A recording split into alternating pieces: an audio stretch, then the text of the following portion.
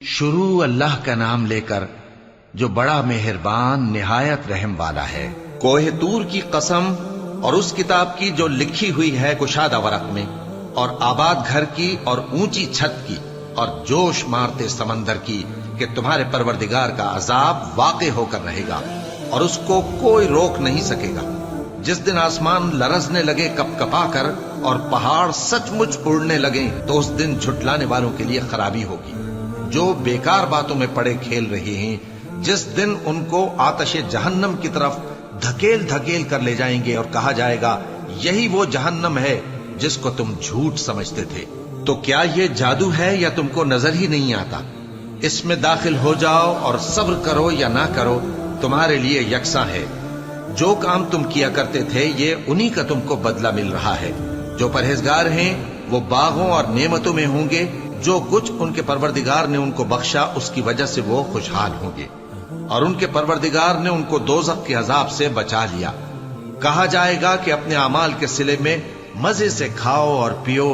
تختوں پر جو برابر برابر بچھے ہوئے ہیں تکیے لگائے ہوئے ہوں گے، اور بڑی بڑی آنکھوں والی حوروں کو ہم ان کی بیویاں بنا دیں گے۔ اور جو لوگ ایمان لائے اور ان کی اولاد بھی راہ ایمان میں ان کے پیچھے چلی، ہم ان کی اولاد کو بھی ان کے درجے تک پہنچا دیں گے اور ان کے اعمال میں سے کچھ کم نہ کریں گے۔ ہر شخص اپنے اعمال میں پھنسا ہوا ہے، اور جس طرح کے میوے اور گوشت کو ان کا جی چاہے گا ہم ان کو عطا کریں گے۔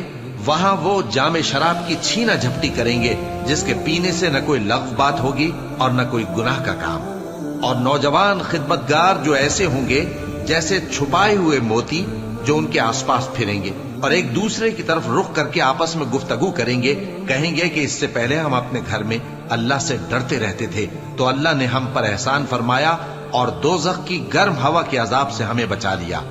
اس سے پہلے ہم اسے پکارا کرتے تھے، بے شک وہ احسان کرنے والا ہے، مہربان ہے۔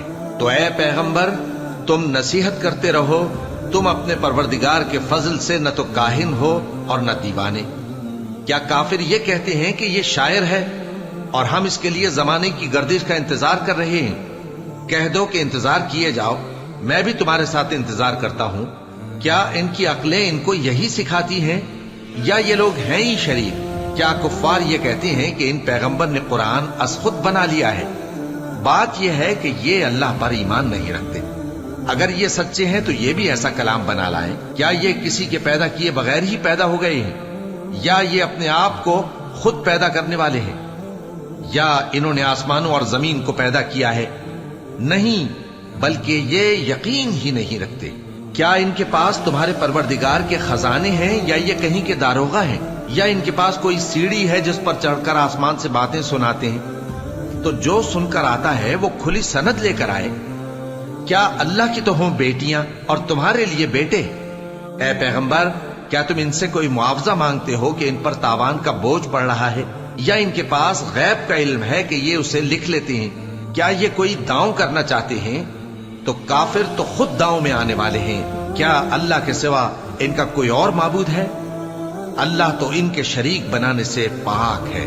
اور اگر یہ آسمان کا کوئی ٹکڑا گرتا ہوا دیکھیں تو کہیں کہ یہ ایک تہ بتہ بادل ہے، بس ان کو چھوڑ دو یہاں تک کہ یہ اس روز کا سامنا کر لیں جس میں یہ بے ہوش کر دیے جائیں گے، جس دن ان کا کوئی داؤں کچھ بھی کام نہ آئے گا اور نہ ان کو کہیں سے مدد ہی ملے گی۔ اور ظالموں کے لیے اس کے سوا اور بھی عذاب ہے، لیکن ان میں کے اکثر نہیں جانتے۔ اور تم اپنے پروردگار کے حکم کے انتظار میں صبر کیے رہو، تم تو ہماری آنکھوں کے سامنے ہو۔ اور جب اٹھا کرو تو اپنے پروردگار کی تعریف کے ساتھ تسبیح کیا کرو، اور رات کے بعض اوقات میں بھی اور ستاروں کے غروب ہونے کے بعد بھی اس کی تسبیح کیا کرو۔